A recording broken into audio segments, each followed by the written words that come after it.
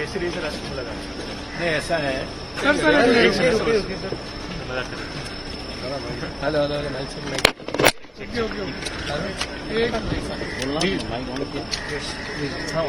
Okay yes roll yes sir yes sure आज भी आप डिसीजन में आए, क्या कुछ पूछताछ हुई? नहीं तीन दिन आना है अटेंडेंस देने के लिए, और जो उस दिन जो कंप्लेन जिन्होंने किया है उस पर क्या बोलना है आपका, क्या बोला था आपने, उसका डिटेल उन्होंने एक स्टेटमेंट लिया और साइन कराया। क्या कुछ और कुछ मांगा है आपसे? नहीं। सबूत के तौर पर ऐसे कुछ? हाँ, इसके अलावा हम देख रहे हैं कि नीतीश रानी का फिर से एक बयान आ रहा है, खासकर वो औरंगजेब की कब्र को मज़ार को लेकर कह रहे हैं कि जिन्हें चाहिए वो पाकिस्तान ले जाए, एक समय ऐसा आएगा हम बिना बताए उसको हटा ही देंगे। जगह जगह ऐसा है कि उनकी सत्ता है, जो चाहे करें, जो चाहे कर सकते, अहंकार है उनके पास कोई केस नहीं हो सकता, और जितना चाहे जहर बोले, जितना चाहे नफरत करें।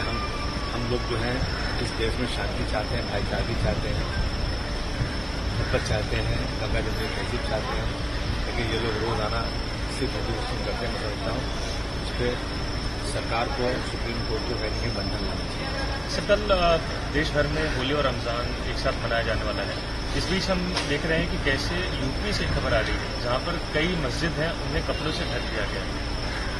देखिए ऐसा है कि एहतियातन ढक दिया होगा, कोई रंग उस पर डाल देगा तो कहीं झगड़े लड़ाई न हो जाए, ये प्रिकॉशन लिया। लेकिन मैं तो ये कहना चाहता हूँ अपने तमाम हिंदू भाइयों से कि देखिए आप होली खूब खेलिए, लेकिन जबरन किसी को छेड़ने की नीयत से, झगड़ा बढ़ाने की नीयत से रंग बताइए। और मुसलमान भाइयों से रिक्वेस्ट करता हूँ कि आप जुमा कल है, मैं जानता हूँ कि रमजान में जुमा की अहमियत क्या होती है। जुमा की नमाज घर में पढ़ी नहीं जा सकती, अगर घर में पढ़ी जा सकती तो हम कहते घर में पढ़ लेना, लेकिन जुमा की नमाज मस्जिद में पढ़ना जरूरी है, और रमजान में इसकी बहुत अहमियत है। अगर कोई रंग पढ़ भी जाए ना तो आप मुस्कुरा के निकल जाना, कोई लड़ाई झगड़ा मत करना। रमजान में सब्र करना और भाईचारगी को बढ़ाना सबसे ज्यादा अहमियत है।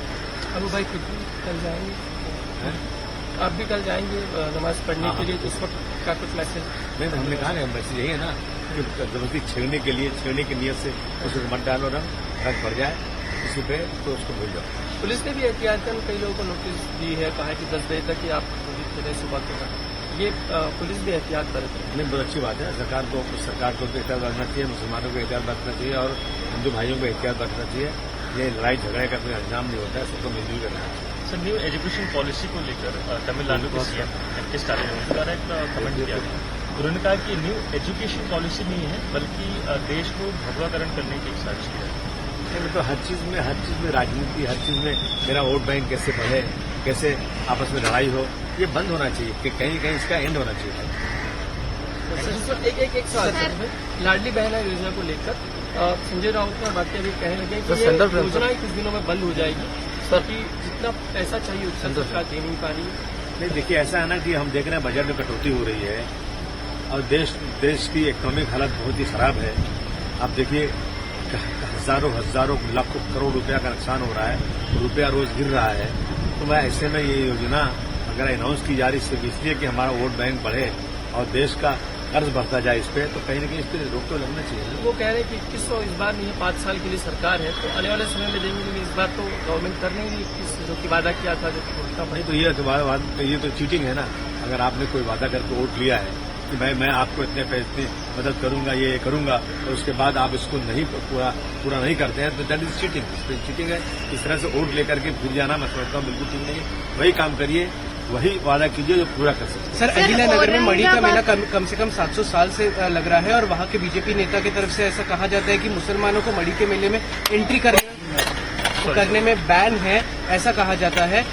किस तरह देखते हैं सर, खुले तरीके से धमकी दी जाती है? हर चीज में हिंदू मुस्लिम क्या मतलब है? अभी कहीं मुसलमानों को जो है प्रॉपर्टी मत बेचो, मुसलमानों को भाड़े पे घर मत दो, मुसलमानों की दुकानें लगाओ। आपको पता है कि हम यूपी के रहने वाले, हम देखते हैं पहले जितनी भी हिंदू लोगों की शादी होती थी उसमें जितने भी शादी में सामान लगते हैं और ये सारे सामान मुसलमान बनाते थे। चूड़ी मुसलमान बनाता है और जो है बहुत साड़ियां मुसलमान बनाता है। ये सब चीजें जो है अब आकर के मुसलमानों के साथ बाइकआउट कर दो। अभी ये ला रहे हैं, कोई एक स्कीम ला रहे हैं कि जो है मटन जो कटेगा तो सर्टिफिकेट लगेगी भलार सर्टिफिकेट। ये सब चीजें सिर्फ इसलिए है ना कि मुसलमानों को साइड रख दो, मुसलमानों के साथ में जाति करो। अच्छा, टेलीविजन के पीछे मुसलमानों से अच्छी बातें चीज होती है, उसके साथ आना जाना भी है, लेकिन ये सारी चीजें शोबाजी करके ना सिर्फ नफरत फैला करके इनको लगता है कि हमारा वोट बैंक बन रहा है। मैं समझता हूँ ये इंसानियत के लिए बिल्कुल ठीक है। आजमी साहब, आपने यूपी का जिक्र किया, you want to convey any message, हलाल वाले पे जो भी मुस्लिम सेलर्स है उस पर आप कुछ मैसेज कन्वे करना चाहते हैं? ऐसा है ना कि जो जबा किया जाता है उसका खून बाहर निकलता है, उसका अगर आप पता लगाएं मेडिकली क्या फायदा उसका है कि जो भी जानवरों की बीमारी होती है कुछ होती है खून के जरिए बाहर निकल जाती है, और झटके में खून बाहर नहीं निकलता है। तो ये एक रिलीजियस मामला है, इसको ला करके ऐसा खड़ा करना और हिंदू मुस्लिम बांट देना मैं समझता हूँ बिल्कुल गलत है। जो गोश्त जबा किया हुआ आता है उस गोश्त को खाने से हेल्थ पे फायदा है और बीमारी इससे दूर होती है। इस बात को लोगों में कन्वे करना चाहिए, इसको हिंदू मुस्लिम करने की कोई जरूरत नहीं। राणे जी लेकिन ये कह रहे हैं कि जो हलाल सर्टिफिकेशन द्वारा माध्यम से एक पैरेलल इकोनॉमी खड़ी की जाती है और उसका जो फाइनेंस है वो कहीं न कहीं गलत कामों की उपयोग अरे देखिए, मैं गारंटी से कहता हूँ कि इनकी मानसिकता सिर्फ और सिर्फ नफरत वाली है। यहाँ इस देश में रहने वाला मुसलमान कभी भी कोई ऐसा फाइनेंस ऐसी चीजें हैं ऐसा कोई काम बिल्कुल नहीं करता जो दोष के खिलाफ हो या किसी धर्म के खिलाफ हो। ये सिर्फ एक वावेला खड़ा किया जा रहा है। आजमी साहब, आपने यूपी का जिक्र किया, संभल में मस्जिदें जो है वो कृपाल से ढकी जा रही हैं, हो गया मैं अभी मैं दूसरा सवाल है कि क्या हलाल और खट्टा का जो विषय चला है इसको साइंटिफिक नजरिए से देखने की ज्यादा जरूरी है, मजहब के तरीके से देखने? देखिए इसको साइंटिफिक तरीके से देखना चाहिए, साइंटिफिक तरीके से। और हमें जब इस्लाम में जब कहा गया है कि हलाल खाओ और झटके में गोश्त मत खाओ, तो इसके पीछे कोई न कोई मनसा है, कोई मतलब इसके पीछे है। अगर आप इसको मेडिकली पॉइंट ऑफ व्यू से करेंगे ना तो हलाल किया हुआ गोश्त जो होता है वो ज्यादा बेहतर है। ठीक, थैंक यू।